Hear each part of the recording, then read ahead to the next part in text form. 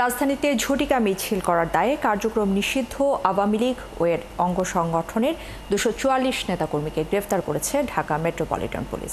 বুধবার বিকেলে এমন তথ্য দিয়েছে ডিএমপি। পুলিশ বলছে, নির্বাচনের আগে অস্থিতিশীল পরিবেশ সৃষ্টি করতেই এসব ঝটিকা মিছিল। এদের কারা অর্থ এবং আশ্রয় দিচ্ছে তাও খতিয়ে দেখা হচ্ছে বলে জানায় ডিএমপি। বিস্তারিত জানাচ্ছেন নাদিয়া শারমিন। রাজধানীর বিভিন্ন এলাকায় ঝটিকা মিছিলের চেষ্টার সময় স্থানীয় জনগণের সহায়তায় গ্রেফতার করা হয় আওয়ামী লীগ ও এর অঙ্গ সংগঠনের ২৪৪ জন নেতাকর্মীকে। উদ্ধার করা হয় ১৪টি ককটেল ও ৭টি ব্যানার।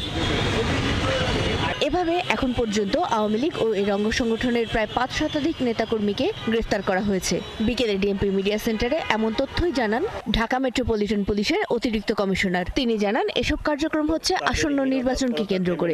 আমাদের প্রিয় মাতৃভূমি স্বৈরাচারের থাবা থেকে মুক্ত হয়ে যখন স্থিতিশীল অবস্থায় এসে একটি সাধারণ নির্বাচনের জন্য প্রস্তুতি নিচ্ছে, এ সময় কার্যক্রম নিষিদ্ধ আওয়ামী লীগ এবং এর অঙ্গ সংগঠনের সদস্যরা অপতৎপরতা চালাচ্ছে, যেটি আমরা বিভিন্নভাবে দেখতে পাচ্ছি। তাদের কার্যক্রম ঠেকাতে রাজধানীর বিভিন্ন হোটেল, মেস, ছাত্রাবাস ও ফ্ল্যাটে অভিযান চলছে বলেও জানান তিনি। সাথে নগরবাসীকে আহ্বান জানান তাদের অবস্থানের তথ্য পুলিশকে জানাতে। সব সময় পারা যায় না।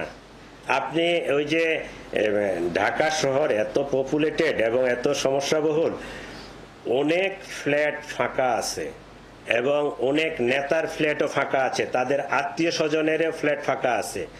আমাদের কাছে এইরকমও ইনফরমেশন আসতেছে যে এই সমস্ত বাসা বাড়িতেও তাদেরকে আর পয়সা দেওয়া লাগে না, ফ্রি অফ কস্টে থাকতেছে। এসব ঝটিকা মিছিলে অংশগ্রহণকারীদের অর্থ যোগানদাতা, আশ্রয়দাতা ও লোক সরবরাহকারীদের বিষয়ে তথ্য সংগ্রহের কাজ চলছে বলেও জানান তিনি। 2টা ফ্ল্যাটে এরকম লোক আছে, 22টা ফ্ল্যাটে তো সাধারণ পাবলিক আছে।